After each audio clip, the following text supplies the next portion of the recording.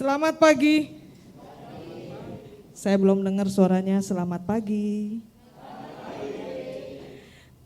Puji Tuhan. Kalau kita bangun tidur, yang pertama kita lakukan adalah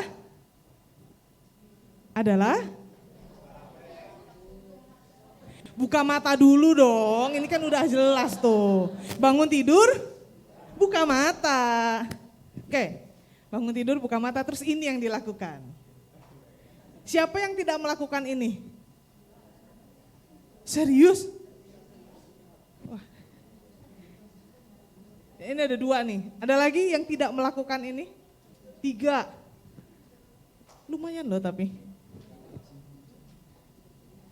Lumayan loh. Sejujurnya saya juga ini ngecek. Karena ngecek jam. Saya nggak punya jam soalnya. Di kamar kosongan, nggak ada jam. Masyarakat sekarang ini gampang banget percaya, nggak sekarang juga sih, dari dulu ya. Ini kayaknya agak mengganggu. Jadi saya lepas aja ya. Masyarakat sekarang nih gampang untuk percaya kalau dia sudah melihat. Setuju nggak? Kalau orang lain yang ngomong, nggak terlalu percaya, tapi kalau udah lihat, misalnya kalau sekarang yang gampang kan ngelihat di Instagram gitu ya, anak sekarang apalagi. TikTok, nah Instagram saya sudah ketahuan usianya gitu ya, kalau yang anak 20-an tuh TikTok gitu ya. Kalau lihat TikTok, apapun yang dikatakan TikTok biasanya mudah dipercaya. Termasuk hal-hal yang gak jelas. Benar apa benar? Kayak gini aja cepet. Itu tadi ya. Biasanya cari handphone kalau kita bangun tidur. Minimal tadi saya bilang ya. Matiin alarm. Tapi kebanyakan orang biasanya matiin alarm, ngelihat jam, dilanjutin sama cek WA. Oke, tadi ada WA. Coba yang tadi. Nah, gambar yang atasnya. Ya, ada cek WA gitu ya. Cek WA, terus cek Instagram. Kalau TikTok pagi-pagi kayaknya enggak ya, kurang ya. Kurang hits gitu. Pokoknya intinya kita pegang gadget. Nah, ini ada logo yang baru. Udah ada yang punya akunnya? Saya yakin yang punya akunnya paling baru umur 20. Saya percaya kalau yang umur 40 itu gak akan punya. Benar gak? Ada yang tahu? Kalau yang umurnya 40 berasa ya. Gak tahu kalau gak ada yang ngerasa gitu ya. Yang punya akun yang sebelah sono, yang hitam. Yang kayak Akeong. Ada yang punya gak? Kita baca sama-sama. Roma yang ke-12 ayat yang kedua dari alamatnya. Roma 12 ayat yang kedua. Janganlah kamu menjadi serupa dengan dunia ini, tetapi berubahlah oleh pembaharuan budimu, sehingga kamu dapat membedakan manakah kehendak Allah, apa yang baik, yang berkenan kepada Allah, dan yang sempurna. Amin. Silakan duduk. Terima kasih sudah membaca bersama-sama. Berbahagialah yang membaca, mendengar dan melakukan firman Tuhan. Tuhan Yesus memberkati. Nah, Bapak Ibu, hubungannya tipu menipu dengan ayat yang tadi, kita akan lihat sama-sama pagi ini, apakah kita ini kita cek sendiri ya. Saya nggak bilang silakan angkat tangan yang merasa enggak kayak gitu. Jadi kita akan lihat diri kita sendiri. Yang pertama, kita sudah membedakan dari awal atau belum? Ya, yang pertama. Kata kados dalam bahasa Indonesia itu kudus. Tadi itu bukan bahasa Jawa yang saya maksud ya. Itu bahasanya Tuhan Yesus ceritanya. Coba Tuhan Yesus enggak, itu bahasa Ibrani. Jadi biar kita agak kelihatan pintar gitu kan. Saya nggak pintar mah, jadi cara saya supaya kelihatan pintar.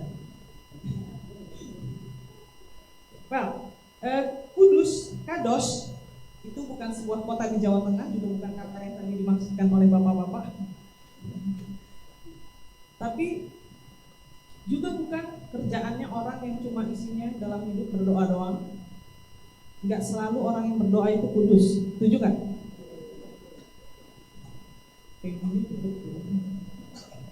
Juga enggak selalu semua rohaniawan itu kudus. Ini semakin sedikit nih yang benarkan. Dan juga bukan berarti orang-orang yang melakukan bisnis dan politik itu tidak kudus.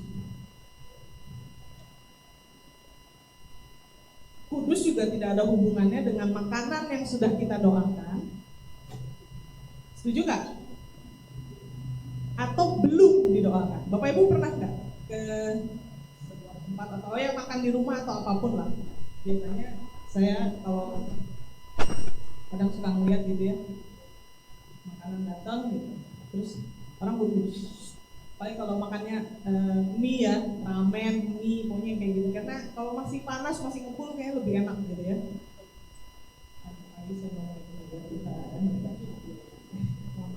Tapi alegori yang paling mudah saya pikirkan itu makanan. Nah, makan mie itu mesti langsung, terus tiba-tiba berhenti, taruh sumpit atau taruh garpu, terus dia menunduk. Apa yang dilakukan? Kristen nih. Langsung kelihatan kudus nih. Kayak gitu, nggak ada hubungannya.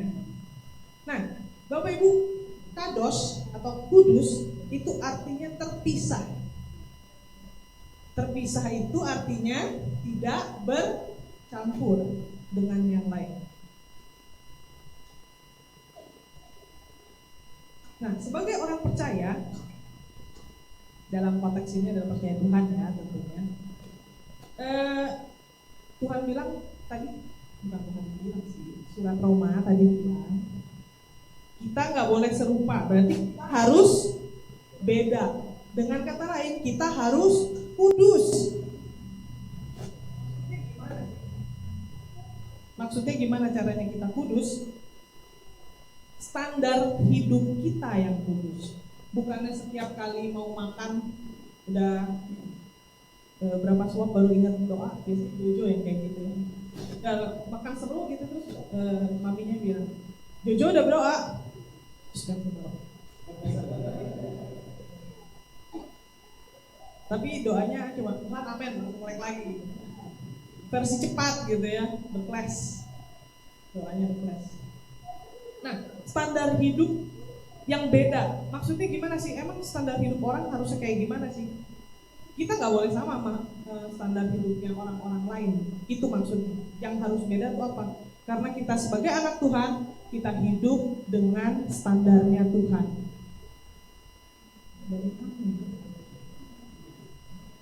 Bapak Ibu paham nggak sih hidup dengan standarnya Tuhan? Oke, kita lihat deh dalam 1 Petrus 1 ayat yang ke-15 sampai 16. Silakan Bapak Ibu buka Alkitab. 1 Petrus 1 ayat yang ke-15 sampai ke-16. Tetapi hendaklah kamu menjadi kudus di dalam seluruh hidupmu sama seperti Dia yang kudus yang telah memanggil kamu. Sebab ada tertulis, kuduslah kamu sebab aku kudus. Keseluruhan hidup kita ini harusnya sudah dikuduskan. Kenapa? Maksudnya gimana? Dipisahkan. Dipisahkan apa? Semakin hari semakin serupa dengan Tuhan.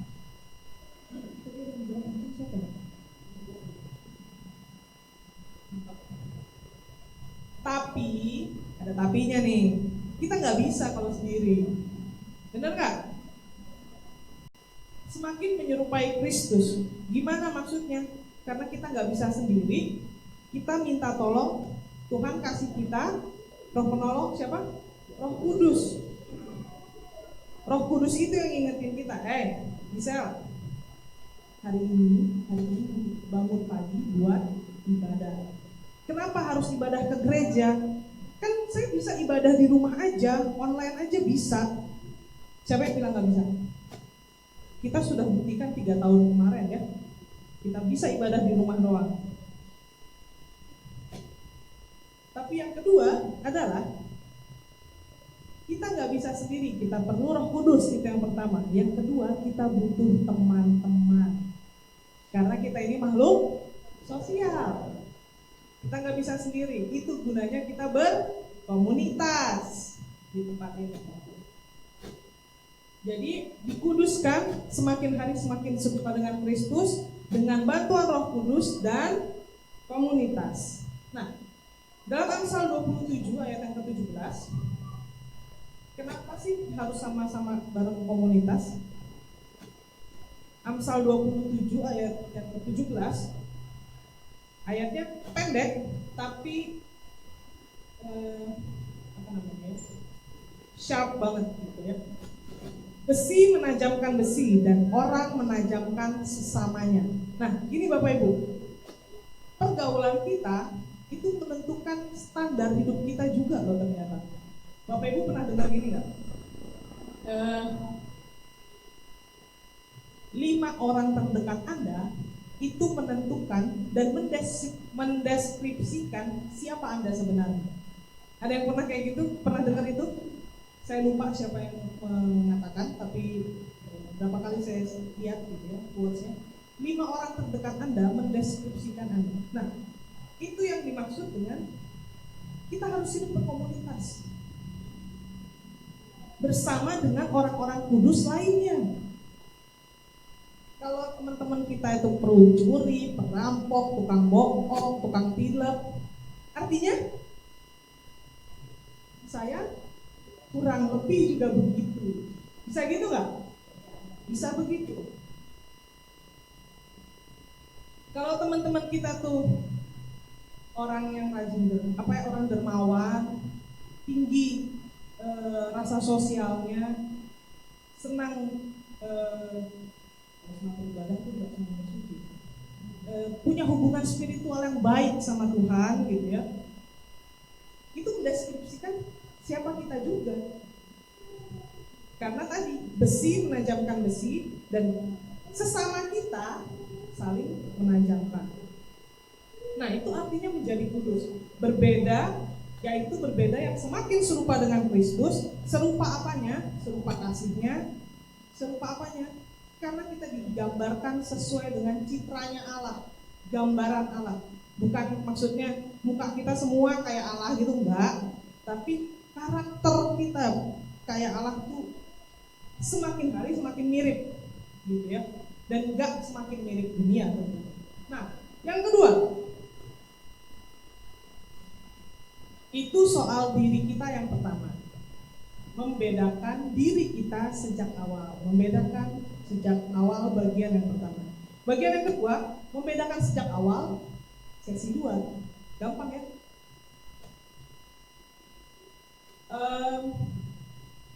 Saya sih lebih nanya ke ibu-ibu mungkin ya. Sekarang ini lagi musim buah apa ya?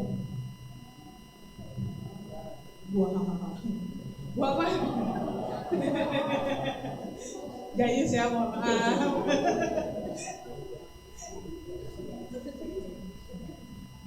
Tolong ini saya gayus, saya tahu, dia komen dong. Well, buah apa tadi? Buah mangga. Kemarin saya udah dapat mangga sih. Terima kasih yang memberikan. Enak anyway. Ya, apapun lah. Kalau lagi banyak buah dukung kayak buah mangga, kayak buah apa gitu ya.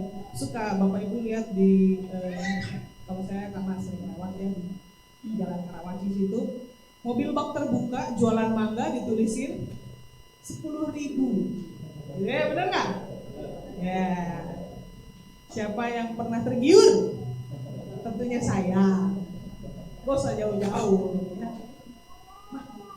Mangga kalau di supermarket kan dapat duit ya. Begitu ngeliat 10.000. Siapa yang tidak tergiur gitu kan? Waktu kita datengin, kita lihat dong, buahnya cakep-cakep, gede-gede, bener nggak? Kita bilang, Bang, 1 kilo. Kalian terlalu seujon, kenapa langsung pada ketawa? Waktu dibuka, kenapa kecil-kecil, kita protes nggak? Ada yang nggak protes nggak? Saya cuma nanya, ada yang nggak protes nggak? Pasrah banget sih kayaknya, terlalu itu ya, apa itu kayak kurang gimana gitu. Kalian kecil-kecil beda sama yang tadi kelihatan di depan tuh. Terus yang penjual si mamas-mamasnya bilang apa coba? Abang-abangnya bilang apa? 10.000 yang itu. Dia nunjuk yang udah gak keluar bentuknya gitu ya, kecil, penyok-penyok, bentuknya udah ya gitu deh gitu ya. Itu termasuk bentuk penipuan gak sih?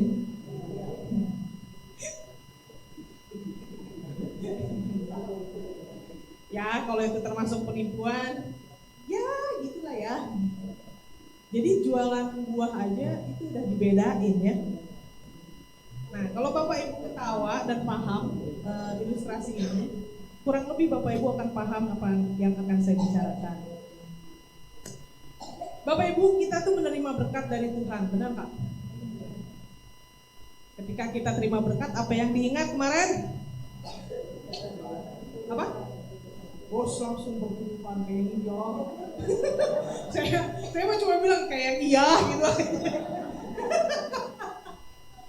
Well, ya saya aminkan lah kalau Bapak Ibu tadi bilang perpuluhan, saya amin gitu aja ya. Jadi yang ngomong tapi nggak kasih Tuhan nanti ya. Lagi gitu. Itu nakut-nakutin namanya ya. Kita tidak dalam sesi menakut-nakutkan. Nah, tapi ini yang disinggung memang gitu ya. Mohon maaf, tapi ini yang disinggung memang. Ketika kita dapat berkat, kita ingat nggak sama yang kasih berkat? Kalau cuma ingat aja, kalau kata orang sebelah kan, ingat itu sebagian dari iman. Niat aja sebagian dari iman. Nah, pertanyaan selanjutnya adalah, ketika kita dapat berkat, yang mau kita kasih sama Tuhan, udah kita pisahin dari awal belum? Termasuk ketika, udah kita pisahin dari awal belum? Sebelum kita pisahin buat, ya kebutuhan hidup kita kan ya 1001 macam ya Tuhan gitu ya. Benar nggak? Kalau 1000 doang mungkin masih lumayan lah ya, 1001 gitu ya. Ditambahin lah sama saya. Nah, ini yang Alkitab katakan soal memberi kepada Tuhan. Dalam Ulangan yang ke-16, ayat yang ke-16 sampai 17. Ulangan 16, silakan Bapak Ibu buka. Ayat yang ke-16 sampai 17. Saya bacakan.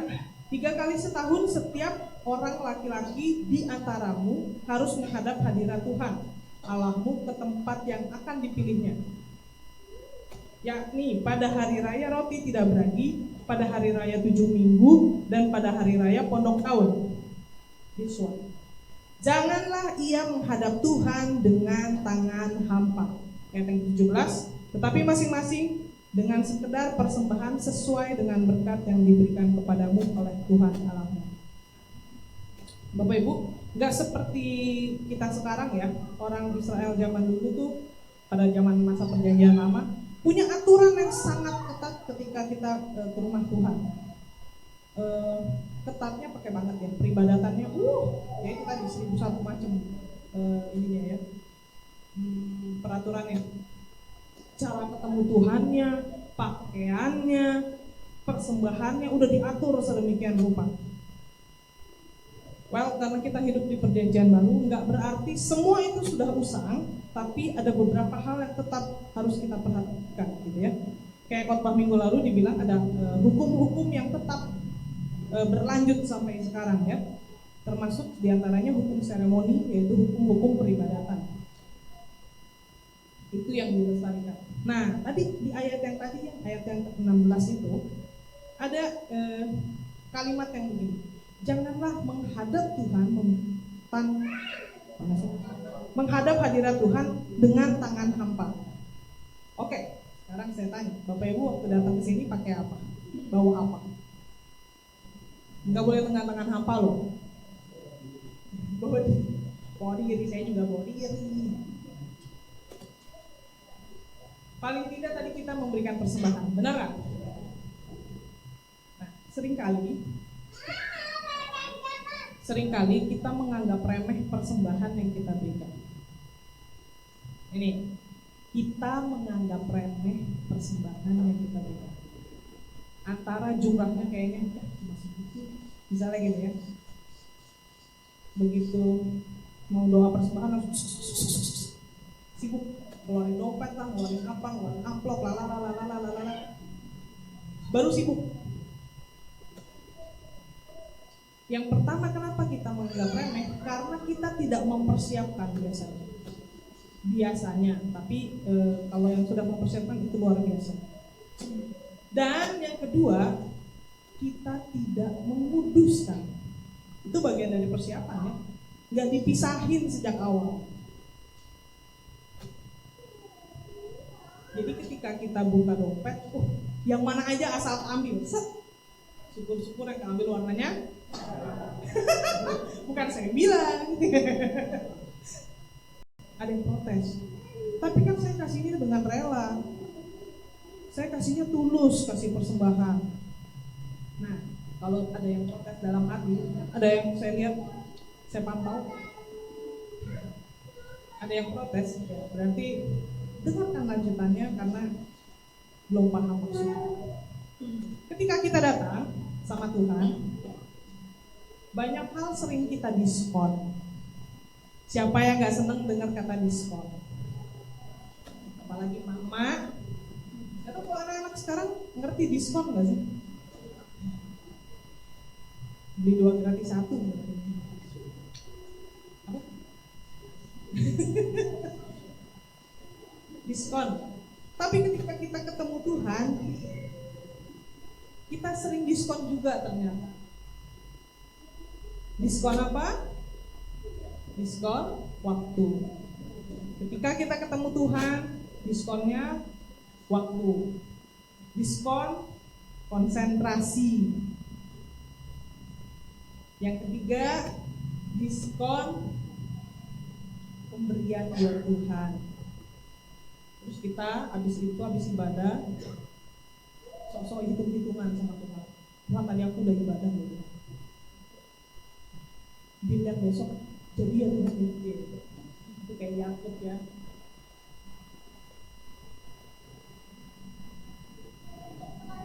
Padahal ketika kita mau diskon itu, maksudnya Bapak Ibu ngerti ya diskon gitu ya? Tidak, masa nggak ngerti sih? Diskon waktu ketemu Tuhan. Ibadahnya jam 7, datang jam 7. Loh, Bapak Ibu gini ya. Kalau Bapak Ibu ke kantor, masuk jam 8, datang jam 8 terlambat nggak? Terlambat. Terus kalau ketemu Tuhan kenapa nggak kayak gitu? Itu udah diskon, korting. Terus diskon konsentrasi. Tadi kan saya sudah memberikan kesempatan. Mari kita buka Alkitab, Alfifon dan saudara-saudara. Siapa yang berlanjut membuka sepanjang ibadah ini? Karena begitu tadi baca Amsal sekian, tiba-tiba masuk. WhatsApp dong kalau pagi mah, kan WhatsApp renungan. Hari Minggu bos, WhatsApp renungan. Jangan lupa ibadah hari ini. Atau kasih stikernya selamat pagi, yuk kita ibadah, gitu kan? Stikernya kan sekarang tren-tren ya.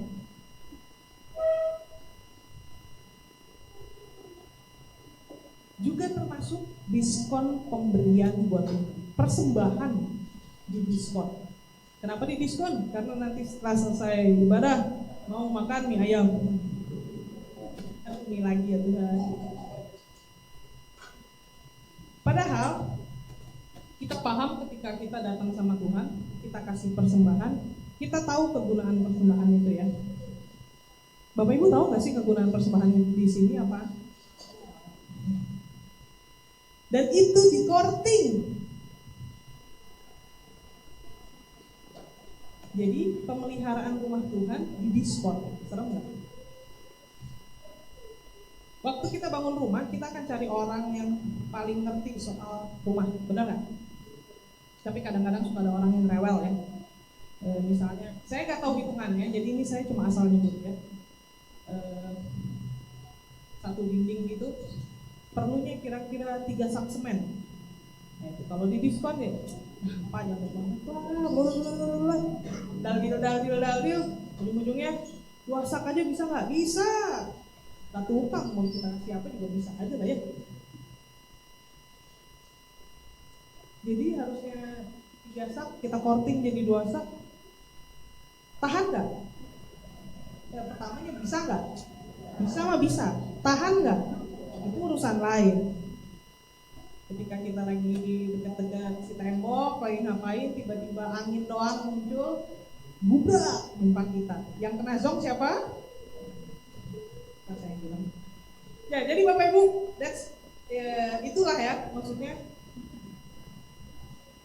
Kita pisahkan, kita benar-benar sediakan konsentrasi kita benar-benar kasih waktu kita, benar-benar kita kasih juga dengan serius persembahan kita, tanpa didiskon, tanpa dikorting, sehingga rumah Tuhan dapat terpelihara baik, dan di dalam kita yang berada di dalamnya juga bisa bisa beraktivitas dengan maksimal. Nah, Bapak Ibu jangan berpikir abis ini ada kolektor yang kedua, atau ini gereja udah lagi kekurangan banget dari kemarin ngomonginnya duit dulu. No. Ini mau kayak kemarin dibilang, ini mau meluruskan yang beredar supaya Bapak Ibu gak bingung gitu ya. Karena pemahaman-pemahaman yang salah itu ya itu tadi kan, banyak pemahaman yang salah di media sosial yang bikin kita bingung. Dan ini caranya untuk kita meluruskan. Nah, poin terakhir, yang ketiga, yang tadi dipisahkan sejak awal, diri kita yang dipisahkan. Yang kedua, pemberian kita, waktu, konsentrasi, uang, pemberian harta benda dari kita, itu yang dipisahkan sejak awal. Nah, yang ketiga, tujuannya baik, maksudnya baik. Hati-hati di sini ya, maksudnya baik. Nah, untuk berkenan pada Tuhan, nah, this one ya, untuk berkenan sama Tuhan itu bukan hal yang mudah.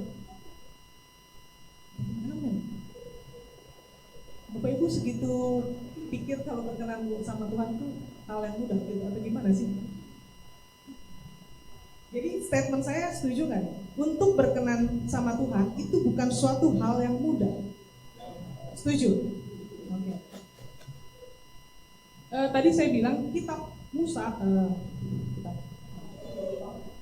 kitab Taurat, dalam kitab Taurat 5, kalau Bapak Ibu nggak tahu apa itu Taurat, 5 kitab pertama di Perjanjian Lama,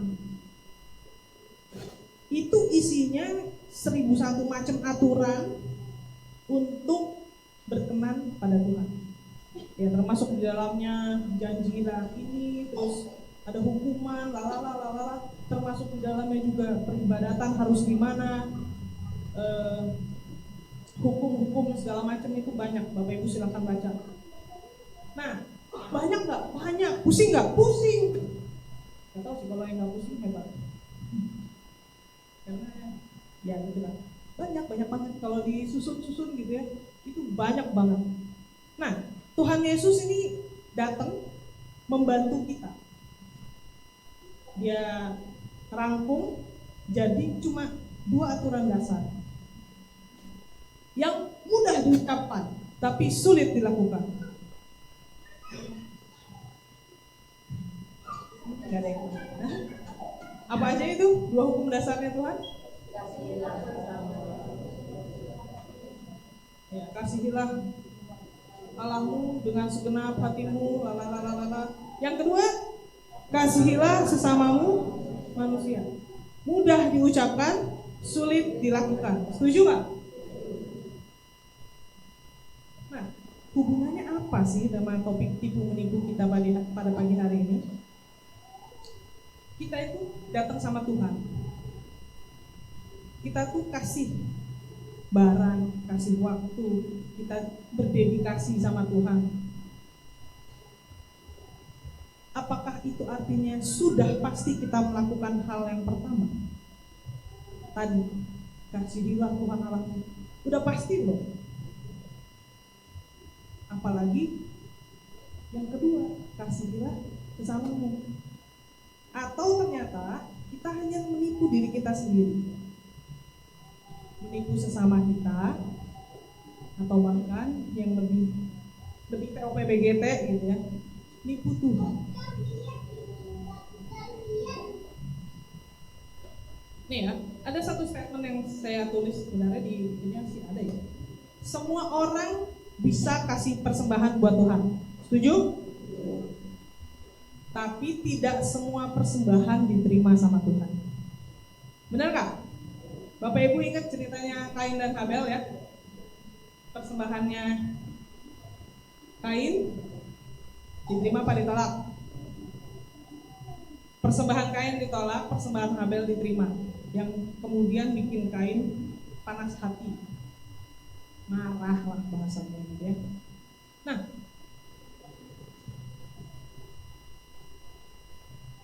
kembali ke sosial media tadi, banyak orang-orang, apalagi anak-anak sekarang, itu FOMO, fear of missing out, benar nggak ya?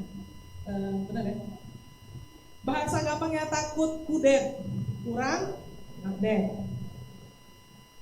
Jadi ketika teman-teman buka TikTok, kita juga buka TikTok renungan, ikutan TikTok renungan. Jadi yang dilakukan sekedar FOMO aja, nggak ngerti tujuannya apa. Termasuk temen gue kasih, saya juga ikutan. Temen gue kebaktiannya rajin, saya juga ikutan. Jadi yang kita lakukan hanya sekedar ikut-ikutan. Termasuk misalnya upload, karena ngomongin sosial media ya, jadi kita bahasanya upload, mengunggah ayat-ayat habis habis upload ayat, habisnya itu terus ngomel-ngomel atau quotes hits yang berbau rohani, rajin ya. Ada masanya tuh orang-orang pada update hal-hal rohani semua, sampai ada, kalau saya ya beberapa akun malah saya unfollow, pusing kan, kayaknya semua ayat gitu, bukannya nggak senang, cuma kayak aduh kayaknya nggak ada yang lain apa isinya gitu. Tapi karena memang dipikir-pikir ya kita upload memang buat pamer kan, bener nggak? Tapi saya berharap kita belajar pagi ini, kita bukan cuma pamer, tapi kita menghayati bilangnya, kayak ini loh bener-bener yang mau aku kasih tahu gitu loh ya. Nah, ayat yang terakhir di 1 Yohanes 1 ayat yang ke-9. 1 Yohanes 1 ayat yang ke-9.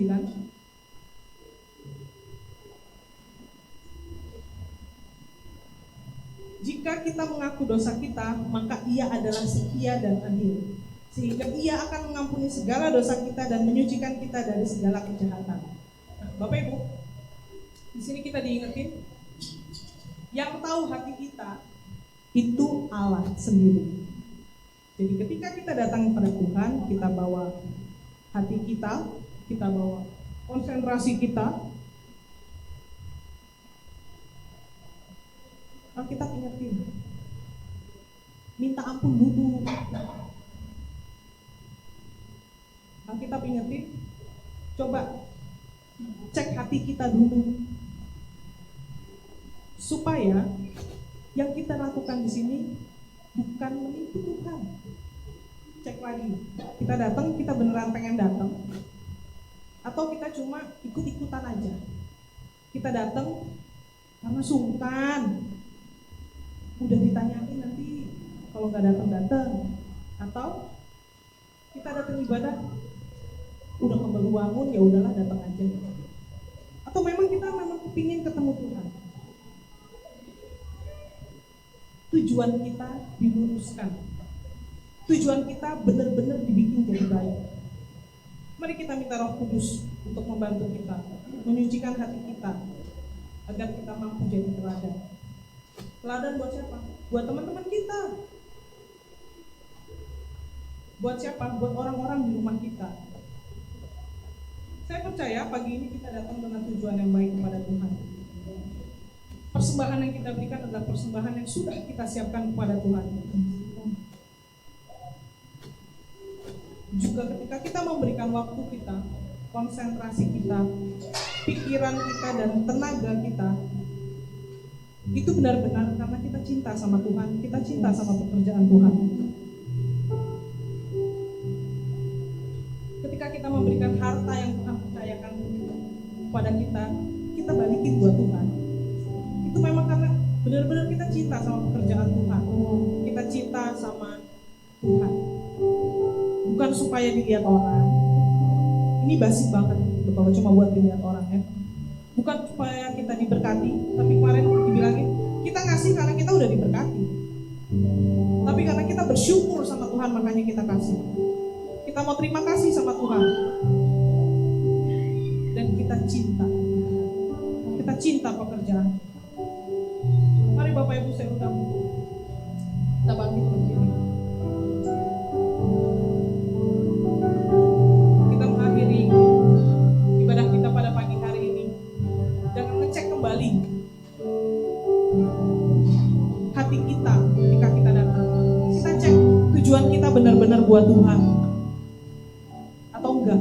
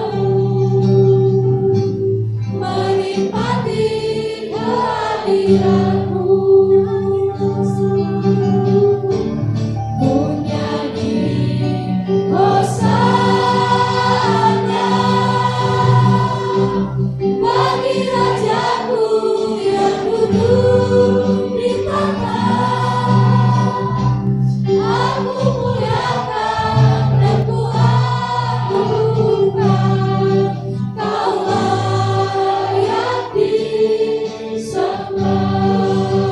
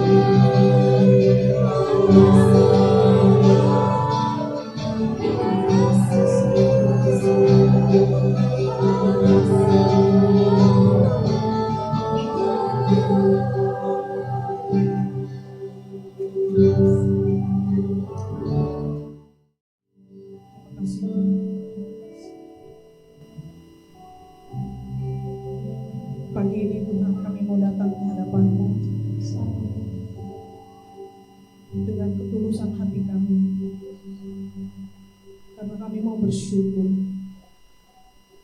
untuk semua berkat yang Tuhan telah berikan kepada kami.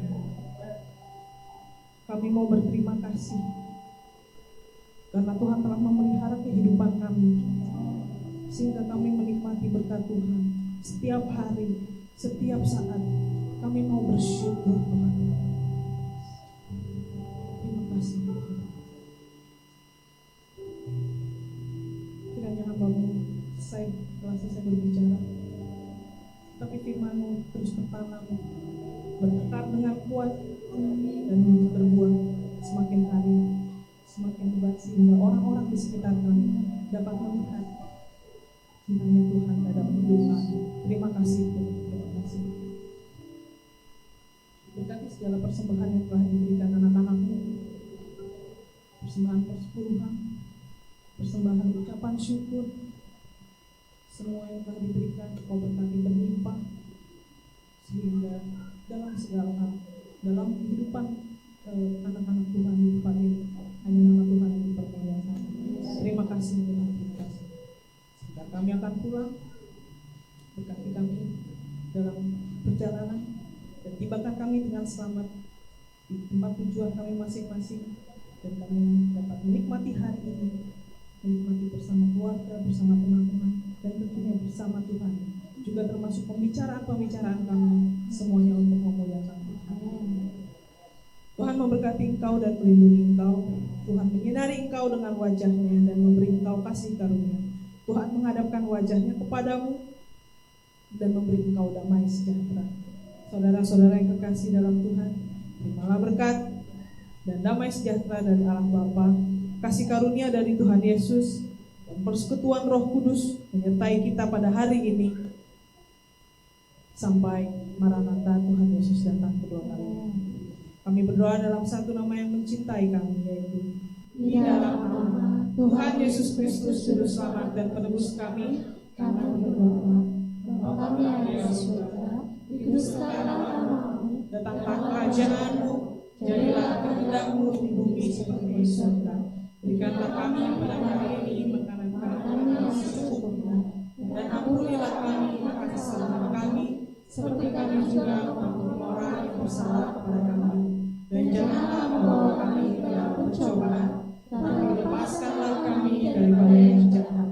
Karena Engkaulah yang punya kerajaan dan kuasa dan kemuliaan sampai selama-lamanya. Amin. Bapa, terima kasih. Bapa, terima kasih. Bapa di dalam surga, ku berterima kasih.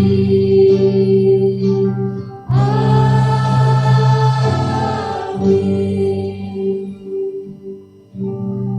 Selamat pulang, Tuhan Yesus memberkati. Amin.